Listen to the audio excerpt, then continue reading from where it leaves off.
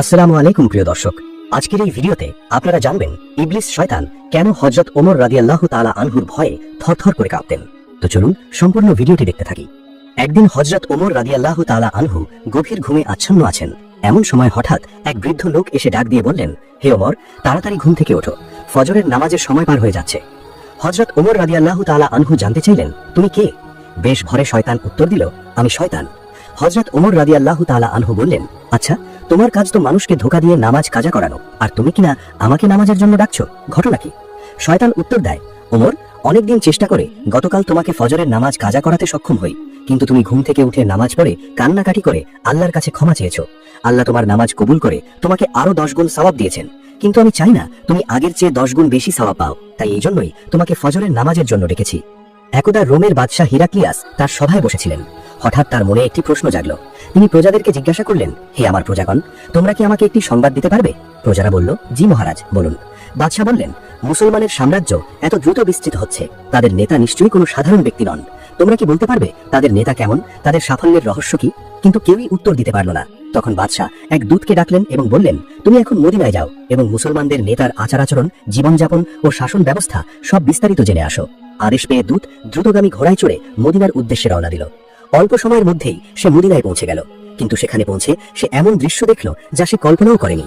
সে ভেবেছিল বিশাল রাজপ্রাসাদ দেখবে, অসংখ্য প্রহরী দেখবে, কিন্তু সে দেখল মুসলিম সাম্রাজ্যের খলিফা হযরত ওমর রাদিয়াল্লাহু তাআলা আনহু সাধারণ পোশাকে একটি গাছের নিচে মাটিতে শুয়ে বিশ্রাম নিচ্ছেন। দূতের নিজের চোখকে বিশ্বাস হচ্ছিল না। সে লোকদের জিজ্ঞাসা করল, ইনি কি তোমাদের খলিফা? লোকেরা বলল, জি, তিনি অর্ধজাহানের খলিফা হযরত ওমর রাদিয়াল্লাহু তাআলা আনহু। দূত হতভম্ব হয়ে তার কাছে গিয়ে বলল, হে খলিফা, আপনি ভয় পান না?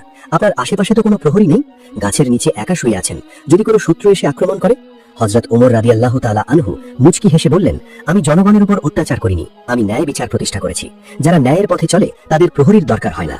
দূত কিছু না বলে রাজ্যে ফিরে গেল। ফিরে গিয়ে বাদশাকে সব জানালো। বাদশা বিস্মিত হয়ে জিজ্ঞাসা করলেন, তুমি কি তার সঙ্গে কথা বলেছো? দূত বলল, জি, তিনি জানিয়েছেন তিনি ন্যায় প্রতিষ্ঠা করেছেন, তাই কোনো পাহারার প্রয়োজন নেই। বাদশা কিছুক্ষণ চিন্তা করে বললেন, এই নিশ্চয়ই মহান জ্ঞানীর লক্ষণ, আমি তার জ্ঞান পরীক্ষা করব। তিনি দূতের হাতে একটি চিঠি দিলেন এবং বললেন, এই চিঠি ওমরের হাতে দেবে এবং একটি প্রশ্ন মুখে করবে। যদি তিনি উত্তর দিতে পারেন তবে আমরা মেনে নেব ইসলাম সত্য ধর্ম। দূত আবার মদিনায় এলো। সে দেখল হযরত ওমর রাদিয়াল্লাহু তাআলা আনহু সঙ্গীদের নিয়ে আলোচনায় ব্যস্ত। হযরত ওমর রাদিয়াল্লাহু তাআলা আনহু দূতকে ডেকে বললেন, হে দূত, এবার কি জন্য এসেছো? দূত সালাম জানিয়ে বলল, হে অর্ধজাহানের বাদশাহ হিরাক্লিয়াস কয়েকটি প্রশ্ন পাঠিয়েছেন এবং একটি প্রশ্ন মুখে করতে বলেছেন। আপনি উত্তর দিতে পারলে তিনি ইসলাম গ্রহণ করবেন। দূত প্রশ্নগুলো বলতে শুরু করলো, পৃথিবীর কোন স্থানে সূর্যের আলো মাত্র একবারই পড়েছে? কোন গাছ পানি ছাড়াই জন্মেছিল? কোন বস্তুর মুখ আছে কিন্তু দেহ নেই? কোন গাছের ছায়া 100 বছরেও শেষ হয় না? যার হাত পা নেই কিন্তু সর্বদা চলমান? জান্নাতে মানুষ খাবে কিন্তু প্রস্রাব পায়খানা হবে না, এর পৃথিবীর উদাহরণ কি? আর জান্নাতের তালা ও চাবি কেমন? তারপর দূত বলল, বাদশার মুখের প্রশ্নটি হলো, আল্লাহ তো সবকিছুই দেখেন, এমন কি আছে যা তিনি দেখেন না? এবং আরো একটি প্রশ্ন, কোরআনে সবকিছুই আছে, এমন কি আছে যা কোরআনে নেই? এই প্রশ্নগুলো শুনে হযরত ওমর রাগান্বিত হয়ে বললেন, সৃষ্টিকর্তা সম্পর্কে এমন কথা বলার সাহস তোমাকে কে দিয়েছে? দূত ক্ষমা চেয়ে বলল, এগুলো আমার কথা নয়, বাদশার প্রশ্ন। হযরত ওমর রাদিয়াল্লাহু তাআলা আনহু সঙ্গীদের জিজ্ঞাসা করলেন, তোমাদের মধ্যে কেউ কি এর উত্তর জানো? সবাই নীরব। তখন একজন বলল, হুজুর, এই প্রশ্নগুলোর উত্তর একমাত্র হযরত আলী রাদিয়াল্লাহু তাআলা আনহুই দিতে পারবেন। দূতকে হযরত আলী রাদিয়াল্লাহু তাআলা আনহুর কাছে পাঠানো হলো। দূত সব প্রশ্ন একে একে বলল। হযরত আলী রাদিয়াল্লাহু তাআলা আনহু উত্তর দিতে লাগলেন। হযরত মুসা আলাইহিস সালামের জন্য সমুদ্রের যেই পথ সৃষ্টি হয়েছিল সেখানে সূর্যের আলো মাত্র একবারই পড়েছিল। হযরত ইউনুস আলাইহিস সালাম মাছের পেট থেকে মুক্ত হওয়ার পর আল্লাহর রহমতে পানি ছাড়াই একটি লাউ গাছ জন্মেছিল। জাহান্নামের আগুনের মুখ আছে কিন্তু দেহ নেই। জান্নাতের তুবা বৃক্ষের ছায়া 100 বছরেও শেষ হবে না। নদীর হাত পা নেই কিন্তু সে সব সময় চলমান। শিশু মাতৃগর্ভে খাদ্য গ্রহণ করে কিন্তু প্রস্রাব পায়খানা হয় না। জান্নাতেও এমনই হবে। জান্নাতের তালা ও চাবি হলো তাওহীদের সাক্ষ্য, লা ইলাহা ইল্লাল্লাহ। তারপর হযরত আলী রাদিয়াল্লাহু তাআলা আনহু বললেন, আল্লাহ স্বপ্ন দেখেন না, কারণ তিনি কখনো ঘুমন না এবং তন্দ্রাচ্ছন্ন হন না। আর কোরআনে যা নেই তা হলো মিথ্যা, কোরআনে মিথ্যা নেই। দূত সব উত্তর শুনে বিস্মিত হয়ে রাজ্যে ফিরে গেলেন এবং বাদশাকে সব জানালেন। বাদশা হতবাক হয়ে বললেন, মুসলিম শাসকের জ্ঞান আমার ধারণার চেয়েও অনেক বেশি। যেই শিক্ষা মুহাম্মদ সাল্লাল্লাহু আলাইহি ওয়াসাল্লাম দিয়েছেন তা মিথ্যা হতে পারে না। তিনি বললেন, আমি লোকমুখে শুনেছি মুহাম্মদ জ্ঞানের শহর আর আলী তার দরজা। হে লোক সকল, শুনে রাখো, মুহাম্মাদের ধর্মই একমাত্র সত্য ধর্ম এবং আমি সাক্ষ্য দিচ্ছি যে মুহাম্মদ সাল্লাল্লাহু আলাইহি ওয়াসাল্লাম আল্লাহর রাসূল। হযরত ওমর রাদিয়াল্লাহু তাআলা আনহুর শাসনকালে একদিন দুইজন সহোদর ভাই এক বালককে টেনে হিচড়ে নিয়ে তার দরবারে এলো।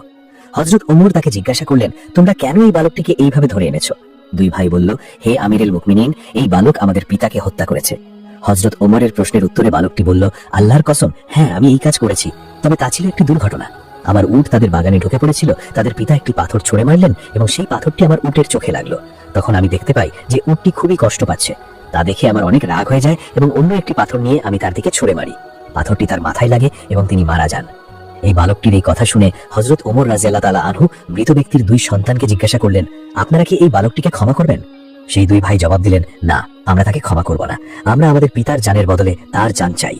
আমিরুল মুমিনিন হযরত ওমর রাদিয়াল্লাহু তাআলা আনহু তখন এই বালকটির কাছে জানতে চাইলেন, তোমার কি কোনো বিশেষ ইচ্ছে আছে?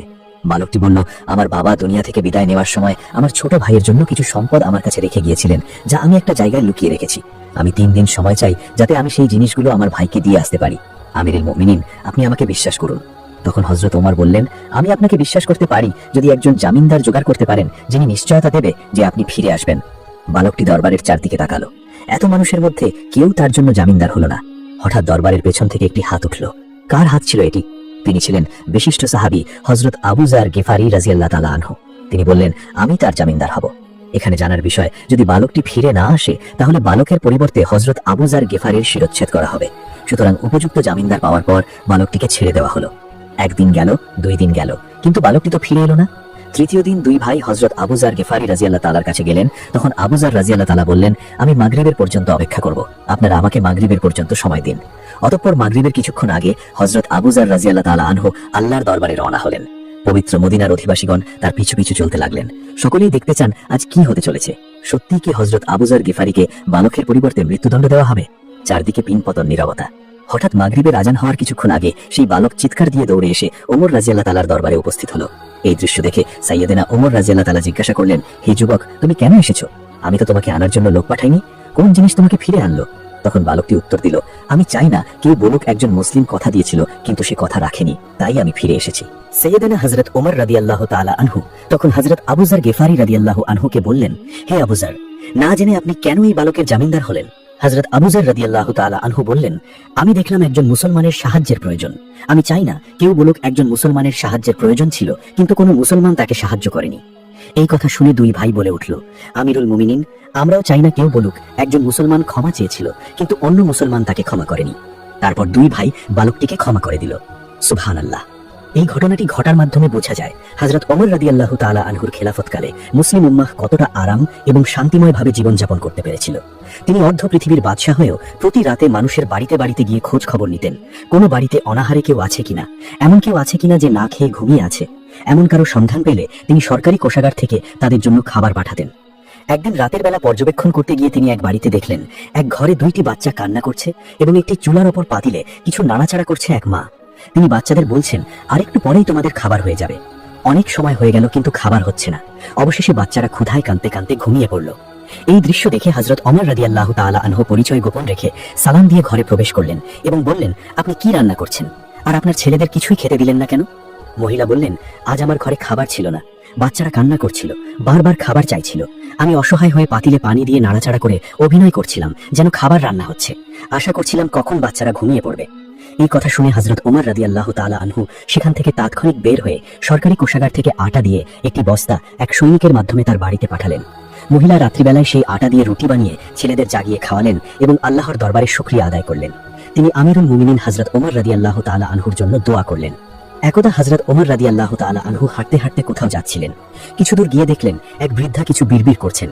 হযরত ওমর রাদিয়াল্লাহু তাআলা আনহু তার কাছে গিয়ে খোঁজ খবর নিলেন এবং জিজ্ঞাসা করলেন, আচ্ছা বলুন মা, খলিফা ওমর সম্পর্কে আপনার ধারণা কি? বৃদ্ধা হযরত ওমরকে আগে কখনোই দেখেনি, তাই তাকে চিনতে পারেনি। সে হযরত ওমরের কথা শুনে কিছুটা বিরক্ত হলো এবং বলল, ওমর দিয়ে আমি কি করব? আমার কি এমন ঠেকা পড়েছে যে ওমরের খবর আমাকে নিতে হবে? আমি তাকে চিনতে পারছি না। বুড়ির মুখে রাগের ছাপ দেখা গেল। হযরত ওমর রাদিয়াল্লাহু তাআলা আনহু আবারও তাকে জিজ্ঞাসা করলেন, আচ্ছা বলুন মা, ওমরের উপর তোমার এত রাগ কেন? বুড়ি চেঁচিয়ে চেঁচিয়ে জবাব দিল, রাগ হবে না কেন? এই যে সে খলিফা হয়েছে, সে কি আমাকে কোনো টাকা দিয়েছে নাকি কখনো আমার খোঁজ খবর নিয়েছে? হযরত ওমর রাদিয়াল্লাহু তাআলা আনহু বললেন, এই কথা শুনে আমি কিছুটা চিন্তিত হলাম।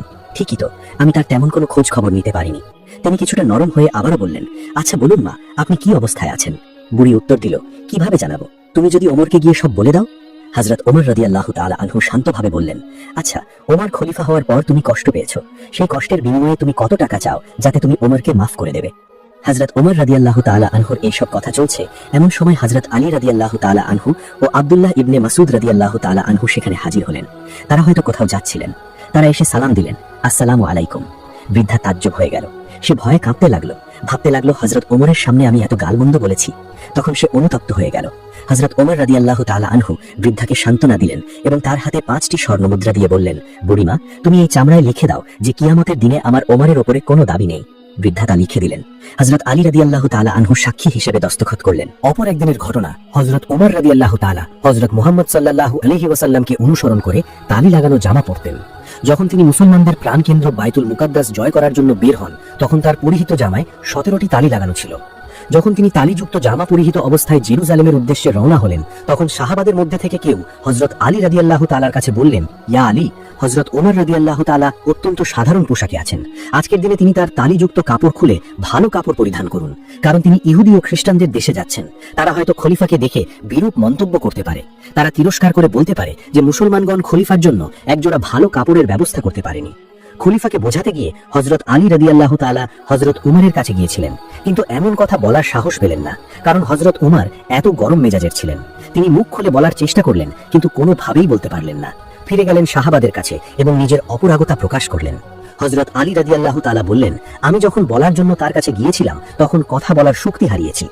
এরপর সাহাবাগণ পরামর্শ করলেন, তাহলে এই কথা খলিফার কাছে কে বলতে পারে? সবাই খেয়াল করলেন হযরত আলী, হযরত হুসেন এবং হযরত হাসান সহ তারা মিলে 1000 জনের কাছে গেলেন। তখন হযরত আয়েশা রাদিয়াল্লাহু তাআলা বললেন, আমি এই কথা হযরত উমর রাদিয়াল্লাহু তাআলাকে বলতে পারবো। অতঃপর তিনি হযরত উমরের বন্ধু আব্দুল্লাহকে ডেকে পাঠালেন। হযরত উমর রাদিয়াল্লাহু তাআলা হযরত আয়েশার খবর পেয়ে উপস্থিত হলেন। ভারত উপমহাদেশের বিখ্যাত হাদিস বিশারদ শাহ ওয়ালিউল্লাহ মুহাদ্দিস দেহলভী রাহমাতুল্লাহ আলাইহি একটি গ্রন্থে লিখেছেন যে হযরত উমর রাদিয়াল্লাহু তাআলা মা জননীর সামনে বসে পড়লেন। হযরত আয়েশা রাদিয়াল্লাহু তাআলা বললেন, হে আমিরুল মুমিনিন, যেহেতু খ্রিস্টানদের রাজ্যে যাচ্ছেন, এজন্য আপাতত তালিযুক্ত জামা পরিত্যাগ করে অন্য একটি ভালো কাপড় পরিধান করুন। হযরত আয়েশা রাদিয়াল্লাহু তাআলার কথা শেষ হতে না হতেই খলিফাতুল মুসলিমিন হযরত ওমর রাদিয়াল্লাহু তাআলা কেঁদে ফেললেন। আয়েশাকে বললেন, আম্মা, আপনি কি আমাকে রাসূলুল্লাহ সাল্লাল্লাহু আলাইহি ওয়াসাল্লাম থেকে দূরে সরিয়ে দিতে চাইছেন? আপনি কি আসলেই সেই দিনগুলোর কথা মনে রাখেন না, যেই দিনগুলোতে নবী করিম সাল্লাল্লাহু আলাইহি ওয়াসাল্লাম 3 দিন পর্যন্ত উপবাস রেখেছেন? নবী করিম সাল্লাল্লাহু আলাইহি ওয়াসাল্লামের চুলায় তখন আগুন জ্বলে ওঠেনি। আয়েশা বললেন, আপনি কি সেই দিনগুলোর কথা মনে রাখেন না যে নবী করিম সাল্লাল্লাহু আলাইহি ওয়াসাল্লাম তালিযুক্ত জামা পরিধান করেছেন? ওমর সেই কাপড় পরে রাসূলুল্লাহ সাল্লাল্লাহু আলাইহি ওয়াসাল্লামের অসহায়তার কথা আলোচনা করতে বের হলেন। হযরত আয়েশা রাদিয়াল্লাহু তাআলা এবং হযরত হাসান দুজনেই অঝরে কাঁদছিলেন। অতঃপর খলিফাতুল মুসলিমিন হযরত ওমর রাদিয়াল্লাহু তাআলা তালিযুক্ত জামা পরিধান করেই মুসলমানদের প্রাণকেন্দ্র বাইতুল মুকাদ্দাস বিজয় করার জন্য রওনা হলেন। হযরত ওমর রাদিয়াল্লাহু তাআলা যখন জেরুজালেম শহরের প্রবেশদ্বার প্রান্তে পৌঁছলেন, 2 লক্ষ বর্গমাইলের বিশাল সাম্রাজ্যের খলিফা হাতে উটের রশি ছিল। ভীত মুসলিম বাহিনীর সেনাপতি আবু উবায়দা ইবনুল জাররাহ লক্ষ্য করলেন খলিফার গায়ে অতি সাধারণ শতচিহ্ন জামা। হযরত ওমর রাদিয়াল্লাহু তাআলা বললেন, আমরা হচ্ছি সেই জাতি যাদেরকে মহান আল্লাহ সুবহানাহু ওয়া তাআলা ইসলাম দ্বারা সম্মানিত করেছেন। আমরা যদি ইসলাম ছাড়া অন্য কোনো উপায়ে সম্মান খোঁজার চেষ্টা করি, তাহলে মহান আল্লাহ আমাদের অসম্মানিত করবেন।